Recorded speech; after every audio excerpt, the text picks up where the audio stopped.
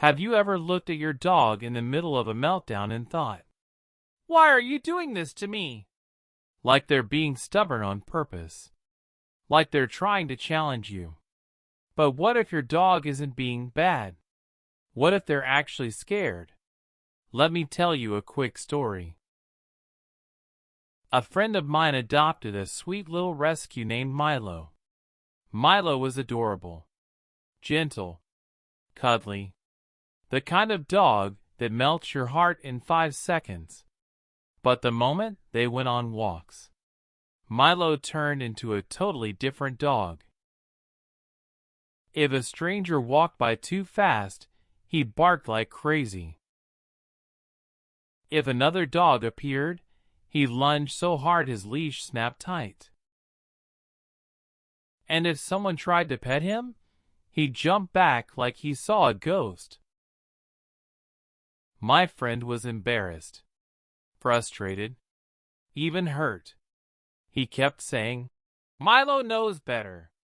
He's doing this to disrespect me." But here's what was really happening. Milo wasn't trying to be rude. Milo was trying to feel safe.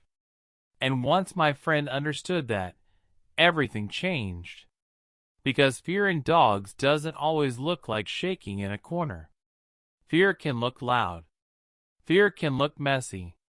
Fear can look like bad behavior.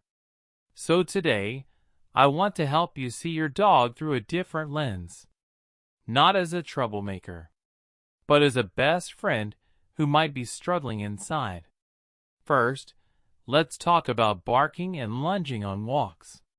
This is one of the biggest reasons people think their dog is disrespectful.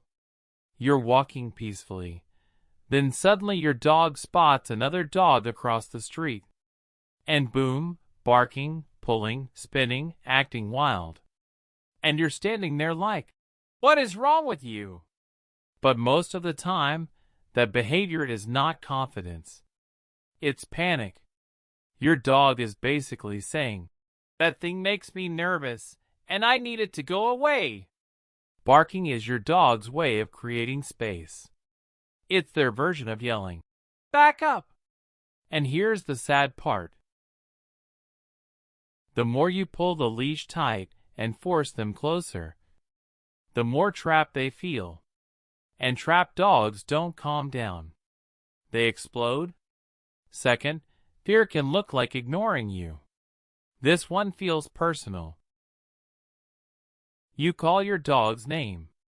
You say, "Come." You say, "Sit." And they act like you're invisible. So you think, "Wow, they don't respect me at all." But listen, when your dog is scared, their brain is not focused on your words. It's focused on survival. It's like trying to do math while someone is screaming in your ear. You can't think straight. So your dog isn't choosing to ignore you. They're overwhelmed. And the more scared they feel, the less they can listen. Third, fear can look like chewing things up or destroying your home. You leave for work. You come back. And your dog has shredded a pillow, destroyed the trash, and chewed your favorite shoe like it was a snack. And you're standing there with your hands on your hips like, "Are you serious right now?" But your dog isn't doing that to get back at you. Dogs don't do revenge the way humans do. Many dogs destroy things because they're anxious. They're stressed. They don't know how to handle being alone. Chewing can be calming for them. It's like a coping tool. So while it looks like bad behavior on the outside, it can actually be fear and stress on the inside. Fourth, fear can look like growling. And I know, growling can be scary to hear. But here's something I want every dog lover to remember. A growl is communication. It's your dog saying, "I'm not okay with this." Maybe it's when you try to move them off the couch. Maybe it's when someone hugs them too tightly. Maybe it's when a kid runs up too fast. That growl doesn't mean your dog is evil. It means your dog is uncomfortable.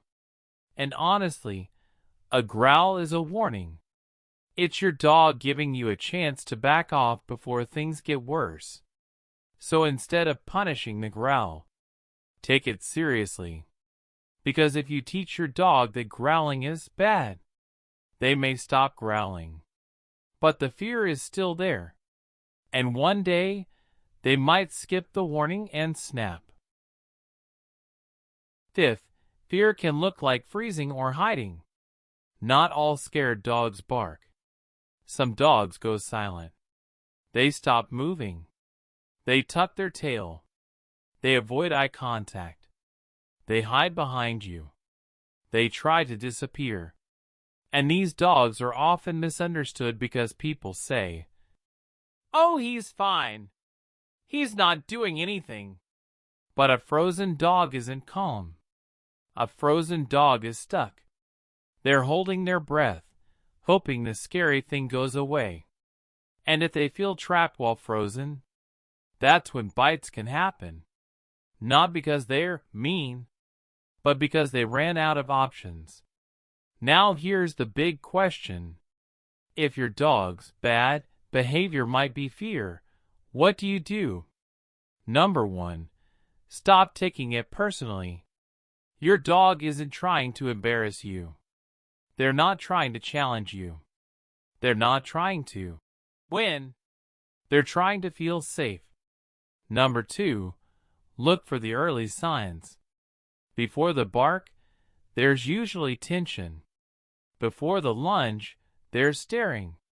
Before the growl, there's discomfort. Your dog gives small signals first. The problem is, most people don't notice until the big reaction happens. So start watching the little things. Number 3. Create space. If your dog is scared of something, distance is your best friend. Cross the street. Step behind a car. Turn around. Give your dog room to breathe. Space tells your dog, "I hear you. I've got you." Number 4. Reward calm moments. If your dog sees something scary and stays calm for even 2 seconds, praise them. Give a treat. Speak softly. You're teaching them. You're safe. Nothing bad is happening. And number 5, be your dog's safe place. Your dog doesn't need a perfect owner. They need a patient one. They need someone who doesn't just correct the behavior, but understands the emotion underneath it. Because when you stop seeing your dog as bad and start seeing them as scared, you don't just fix behavior. You build trust. And trust is what turns a nervous dog into a confident one. So the next time your dog acts out, pause for a second and ask yourself, is my dog being difficult? Or are they having a hard time? If this video helped you understand your dog better, hit the like button. And comment below what bad behavior your dog does that you now think might be fear.